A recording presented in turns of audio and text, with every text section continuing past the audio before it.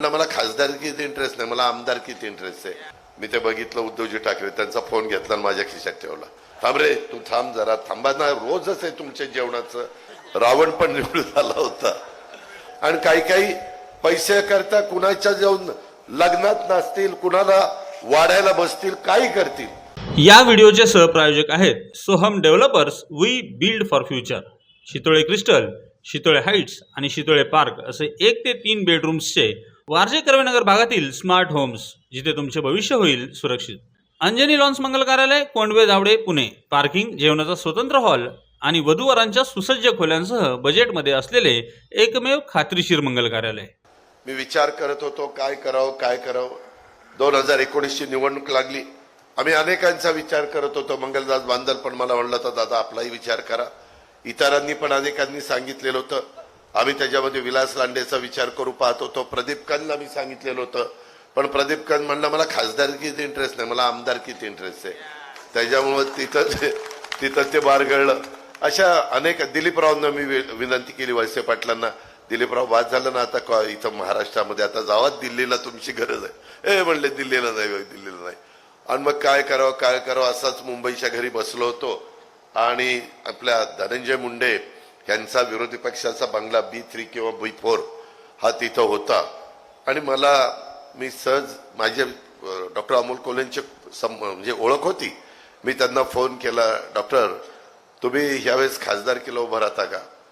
ते म्हणले दादा माझा काहीच संबंध नाही, मी शिवसेनेमध्ये, असं कसं तुम्ही काही म्हणता? म्हणलं तुम्ही या, आपण तुम्हाला खासदारकीला शिरूर लोकसभा मतदारसंघात उभं करू.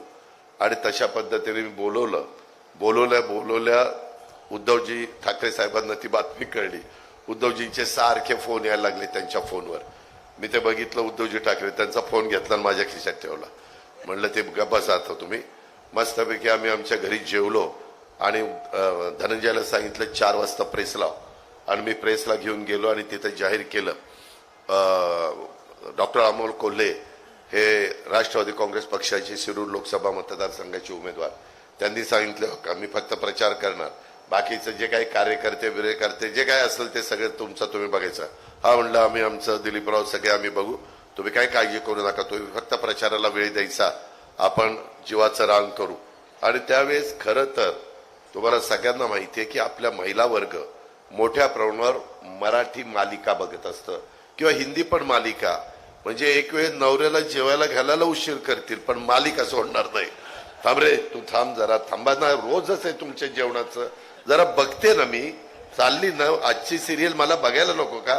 मग माझं जमलिंग होतं की काल काय झालं आज काय सांगितलं.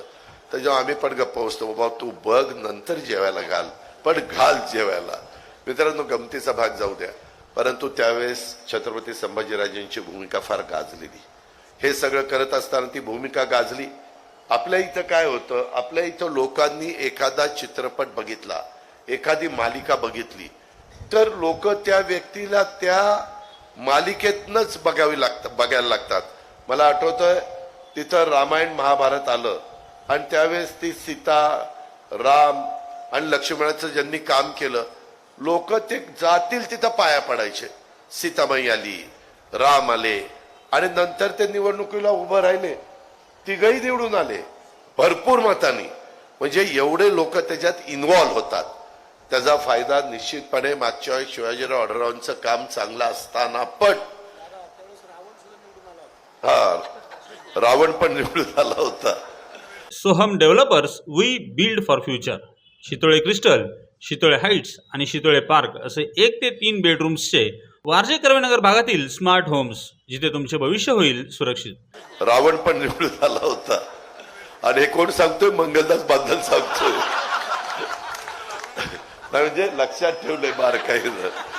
तर मित्रांनो नाही, पण त्याचा खरंच अभ्यास आहे. तुम्ही मागाशी बघितले वेगवेगळे अभंग, अमुक तमुक, ते आपल्या म्हणजे माझ्या तर डोक्यावरून जातं. मी म्हणतो कुठलं याचा पहिलवान गडीन कसं ह्याच्या डोक्यात एवढं राहतं. हा गोविंदा विरुद्ध राम नाईक इतके एकतर्फी निवडून येणारी व्यक्ती. तो मतदारसंघ 100% भाजपचा, 100%. काँग्रेसने डोकं चालवलं, कोण इथं करावं, त्यांनी काढलं गोविंदाला. बरं गोविंदाचा त्यावेळेस चित्रपट हे गाजलेले. लोक गोविंदाला बघितल्यानंतर हेच शेकाळायचे, हेच शिट्ट्या मारायचे, हे गोविंदा गोविंदा. आणि गोविंदा पण का त्याच्यात ते पण निवडून आले. आणि मला एकदा आठवतंय, अमिताभ बच्चनला बहुगुणाच्या विरोधात उभं केलं होतं. हेमवती नंदन बहुगुण फार मोठी व्यक्ती होती उत्तर प्रदेशची, पण त्यावेळेस काँग्रेसला त्यांचा पराभव करायचा होता. आणि त्यांनी अमिताभनी 5 वर्ष पूर्ण केली जाईल, नंतर राजीनामा मध्येच दिला आणि ते निघून गेले. सांगायचं तात्पर्य, हे लोक आहे ना, हे सेलिब्रिटी असतात. यांना लोकांच्या बाकीच्या प्रश्नाशी फार घेणं देणं पडलेलं नसतं. मला नंतर निवडून आणल्यानंतर, आम्ही सगळ्यांनी आणलं निवडून, तुम्ही मतदान केलं, तुम्ही आशीर्वाद दिले, शेवटी सर्वस्व तुमच्या हातात आहे, तुम्ही मतदार राजा आहात. पण हे सगळं होत असताना तिथं काय झालं, ते मला 1 वर्ष 2 वर्षांनी म्हणाले, दादा हे आपल्याला नको बाबा. माझा पण फार व्यावसायिक परिणाम व्हायला लागला. मी कलावंत आहे, मी अभिनेता आहे, मला वेगवेगळ्या मालिका करायच्या असतात, मला त्याच्या संदर्भामध्ये शूटिंग असतं, त्या शूटिंगला मला वेळ मिळत नाही, त्याच्यामुळं मी लोकांना वेळ देऊ शकत नाही. माझे चित्रपट असतात. अहो, त्यांनी तर एका चित्रपटामध्ये नथुराम गोडसेची भूमिका केली. म्हणजे एवढा कहर की एकदम छत्रपती संभाजी महाराज, छत्रपती शिवाजीराजे आणि एकदम नथुराम गोडसे. मी त्यांना म्हणलं, हे असं कसं? ते म्हणले, आपण कलाकार आहे, त्याच्यामुळे काय जे भूमिका सांगतील आणि जे आपल्याला मानधन देतील ते काम आपण करणार. अरे पण म्हणलं, जरा तरी जसं काही अभिनेते खराब ऍडव्हर्टाईज करायला तयार होत नाही. समजा काही जे एखादं तरुण तरुणींना व्यसन लागणारी गोष्ट असेल तर ते नाही तयार होत. ते म्हणता येते, नाही माझ्या बुद्धीला पटत नाही, मी जरी पैसे मला मिळणार असतील तर ती जाहिरात मी करणार नाही. मी काहीतरी माझ्या समाजाचं जनतेशी बांधिलकी आहे, त्याच्यामुळे मी ते करणार नाही. असे पण उदाहरण आहेत. आणि काही काही पैसे करता कुणाच्या जाऊन लग्नात नसतील, कुणाला वाढायला बसतील, काही करतील. अंजनी लॉन्स मंगल कार्यालय, कोंडवे धावडे, पुणे. पार्किंग, जेवणाचा स्वतंत्र हॉल आणि वधूवरांच्या सुसज्ज खोल्यांसह बजेटमध्ये असलेले एकमेव खात्रीशीर मंगल कार्यालय. आणि काही काही पैसे करता कुणाच्या जाऊन लग्नात नसतील, कुणाला वाढायला बसतील, काही करतील, फक्त त्यांना पैसा पाहिजे असतो.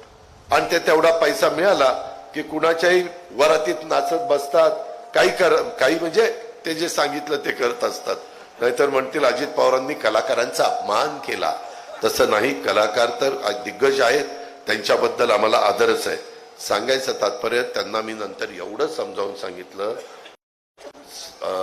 डॉक्टर कोल्हे थांबा, असं करू नका, तुम्ही राजीनामा देऊ नका, फार माझी अडचण होईल. लोक मला पण बोलतील, तुला कळत नव्हतं का, तू कसं काय असा उमेदवार आणला. आणि त्याच्यातून आम्ही कसं बसं सांगून साहेब सांगायचे, साहेब म्हणायचे, तू त्या ठिकाणी शोधून काढलं ना, तू तिकीट द्यायला लावलं ना, तू सांग आता त्यांना. आणि अशा पद्धतीनं कसं बसं ते 5 वर्षाच्या करता बाबाला राजीनामा न देता तिथं थांबायला सांगितलं.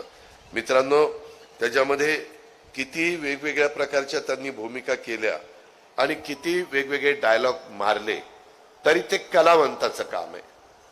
सामाजिक क्षेत्रामध्ये काम करणं हे राजकीय क्षेत्रातल्या माणसाचं काम आहे.